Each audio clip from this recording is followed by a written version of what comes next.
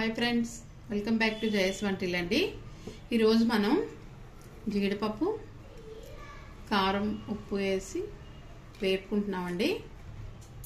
కావాల్సిన పదార్థాలండి: నెయ్యి 1 స్పూన్ వేసుకుంటామండి, ఒక పావు స్పూన్ కారం, పావు స్పూన్ సాల్ట్, ఒక పావు జీడి పలుకులండి.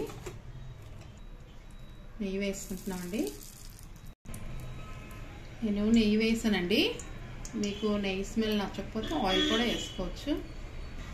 జీడిపప్పు వేసుకున్నామండి. వేయించుకుంటున్నాం. సిమ్లో పెట్టి దోరగా వేయించుకోవాలి. మనం ఇలా వేపుకున్నాం కదండి, స్టవ్ ఆపేసుకోవాలి. మరి నలుపు వచ్చేస్తుంది కదా, ఆ వేడికి మనకి ఆపేసానండి.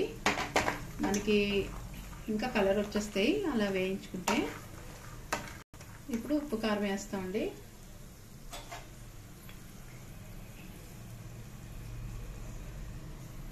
కొద్దిగా ఎక్కువ తీసుకున్నాం కదండి, కొద్దిగా వేసుకుంటాం. కారం కూడా పావు స్పూన్ సాల్ట్, పావు స్పూన్ కారం వేస్తున్నామండి. మనకి సరిపోద్ది.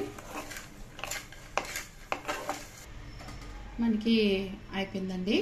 చూసారా మంచి కలర్తో ఎలా ఉన్నాయి మనకి మన జీడిపలకి.